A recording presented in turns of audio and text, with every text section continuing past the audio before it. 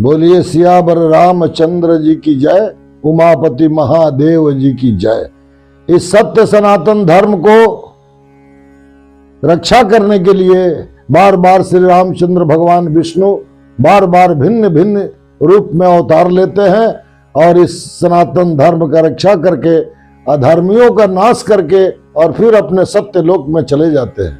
उसी प्रकार से अभी इस समय अधर्मी कुछ अपना मिली जुली भगत बना लिए हैं, अधर्मी मिल गए हैं और हमारे सनातन धर्म के ऊपर आक्रमण कर रहे हैं और ये अपना राज्य चलाना चाहते हैं और इनका सब भंडा खुल गया है और ये सब इनका सत्यानाश का बिगुल बज गया है। खुद बजा रहे हैं कि अब इनका रहना नहीं है, क्या है कि इनका पाप पूर्ण हो गया है। ये मांस भक्षी है, ये गऊ काट के खाते हैं और ये कुत्ता भी खा जाते हैं, ये चूहा खा जाते हैं और बकरा बकरी जो मिलता है, जो चिड़िया चुरुंग मिलेगा ये सब को खा जाएंगे और इनका यही काम है कि इनको कोई रोके नहीं। जो हम बोल रहे वही सब ठीक है, ये चाहते हैं कि हम जो बोले वही ठीक है, जो करें वही ठीक है। तो ये स्वतंत्रता मिला है हमारे देश को और सब लोग भगवान सत्यनारायण भगवान का पूजा करते हैं अधिकांश लोग, और उस पूजा में बाधा डालना चाहते हैं, इसलिए अपने आ गए हैं औकात में और इनका सत्यानाश होना तो जरूरी है, एकदम जरूरी होने वाला है।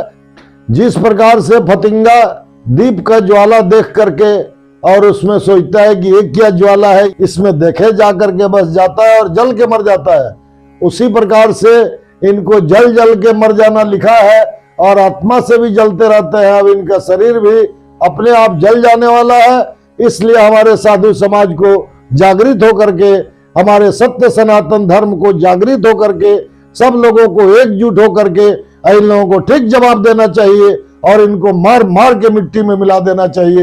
ये खुद मरने वाले हैं। श्री गोस्वामी तुलसीदास जी ने रामायण का रचना किया, उसका रक्षा किया श्री हनुमान जी ने। उसको दुष्ट लोग उस रामायण का पन्ना पन्ना एक एक तो लिखते थे और ये सब फेंक देते थे। फिर हनुमान जी का प्रार्थना किए, फिर हनुमान जी बोले कि आप लिखिए रामायण और हम इसका रक्षा करेंगे।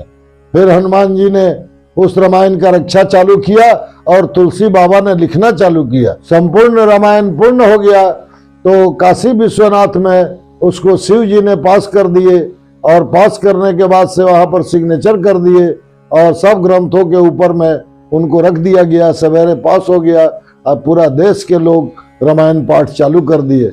आज भी हर जगह अखंड रामायण होता है। रामायण में सत्यम शिवम सुंदरम, सत्यम में लास्ट में मोह है, शिवम में लास्ट में मोह है और सुंदरम में भी लास्ट में मोह है। ये मोह अक्षर आ गया तो संस्कृत शब्द हो गया, इसीलिए शिव जी ने उसमें अपना सत्यम शिवम सुंदरम लिख करके अपना सिग्नेचर कर दिए और रामायण को पास कर दिए। सत्यम शिवम सुंदरम, सत्य ही शिव है, शिव ही सुंदर है और सत्य नारायण है और सत्य सनातन धर्म है, यही सब सत्य है। रामायण बहुत प्रकार का है और रामायण को समझ लेना बहुत बड़ा चीज है। बोलना सबसे बड़ा चीज नहीं है, समझना बड़ा चीज है। समझ लिया तो उसको ज्ञान हो गया और वही ज्ञानी कहलाता है। रामायण के अंदर में किसी के बारे में बुराई नहीं लिखा हुआ है।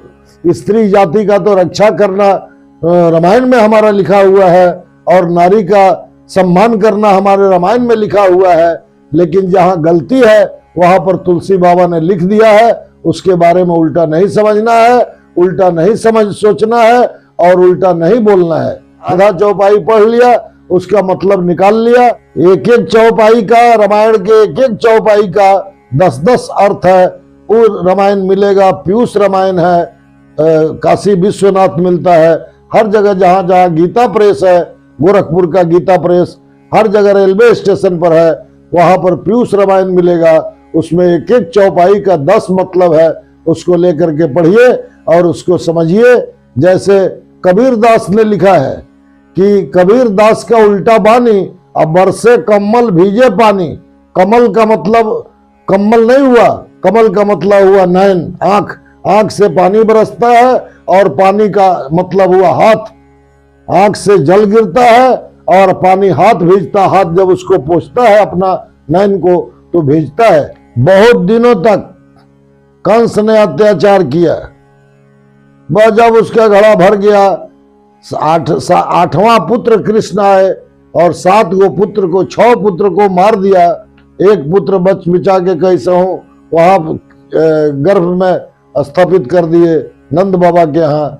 और 8वां पुत्र जब जन्म लिया, कृष्ण भगवान अपना खुद अवतार लिए जेल में और इसको मार दिए लास्ट में, बहुत अपराध करने के बाद। उसी प्रकार से रावण भी बहुत अपराध कर दिया, उसको मारे लास्ट में जाकर के।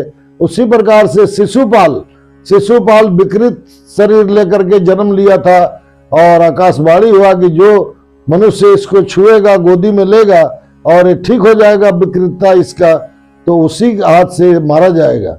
जब कृष्ण भगवान गए और उस बच्चा को अपना हाथ में शिशुपाल को लिए और वो ठीक हो गया, तो उसका माता चरण में पड़ गई और बोले कि बाबू इस बच्चा को मत मारना। भगवान बोले 100 भी गलती कर देगा तो इसको हम माफ कर देंगे। इसीलिए जब स्वयंवर हो रहा था द्रौपदी का, जब 100 गलती गाली दे दिया 100 बार, उसके बाद से कृष्ण भगवान ने चक्र सुदर्शन छोड़ दिया। वहां पर जितने अधर्मी खड़े थे सबका गला का पास से होकर के चक्र सुदर्शन गया और शिशुपाल का मुंडी को काट दिया। सब डर गए और वही सब महाभारत में मारे गए। उसी प्रकार से जितना विधर्मी है श्री रामचरित्र मानस के ऊपर में जो अपशब्द बोल रहे हैं, कटाक्ष कर रहे हैं, ये उसी जो पिछले जन्म से ये अधर्म करते चले आ रहे हैं। इनका अधर्म अब पूरा हो गया है, अब ये सब मारे जाएंगे। श्री कृष्ण जानते हैं, भगवान राम भी जानते हैं, शिव जी भी जानते हैं, दुर्गा मैया भी जानती है और हनुमान जी भी जानते हैं। इन लोगों का कल्याण अब होने वाला नहीं है। आपस में लड़ाई करा करके अपना राज्य पाना चाहते हैं, अपने राजा बनना चाहते हैं, फिर उसी लोग जिसको मिला लिए हैं उन्हीं को मारेंगे और इन्हीं को शोषण करेंगे। उनके धन को, उनके जन को, उनके इज्जत को ये सब बर्बाद करेंगे और उसके बाद से फिर अपने राजा बन के रहेंगे कुछ दिन तक। रामचंद्र जी बोले हैं लक्ष्मण जी से, कोई को काहू को दुख कर नहीं दाता, निज कर कृत्य सब भोग ही भ्राता। ये सब अपने अपने कर्म से मारे जाएंगे। हमको घबराना नहीं है और हमको सीधे प्रभु का नाम जपना है और उनके शरण में रहना है और हमारे धर्म का रक्षा करना है। और रामायण के अंदर में आधा चौपाई निकाल करके और लोगों को भ्रमित करना, ये धर्म का खिलाफ है और इसको हनुमान जी नहीं सहेंगे, श्री राम जी भी नहीं सहेंगे और ये दुर्गा मैया भी नहीं सहेगी और ये तुरंत मारे जाएंगे। 4 दिन का इनका जिंदगी बच गया है। अब जैसे वो फतिंगा दीप के ऊपर में दिन भर घूमता है, इधर उधर बचा रहता है और शाम का टाइम में जब दीप जलता है उस पर आकर टकरा के मर जाता है। इन दुष्टों से घबराना नहीं है। झूठ मूठ का बवाल फैला करके, आपस में विद्रोह फैला करके ये आपस में हमारे को लड़ाना चाहते हैं और अपने न चैन से रहते हैं और न चैन से रहने देते हैं। इसलिए इनका सत्यानाश निश्चय है। कुल खानदान के साथ जैसे रावण ब्राह्मण होते हुए उसने अधर्म किया तो कुल खानदान के साथ मारा गया। इसीलिए अग्नि और रामायण और पवन और जल ये सब शुद्ध है। ये आग से टकरा रहे हैं और आग में इनको जलना ही है। इसीलिए हरि का नाम लीजिए और इनको आग जलाएगी जरूर। ये बचेंगे नहीं, बचने वाले तड़प के वहीं पर मरेंगे जहां पर ये लोग चिल्ला रहे हैं। बोलिए सियावर रामचंद्र जी की जय।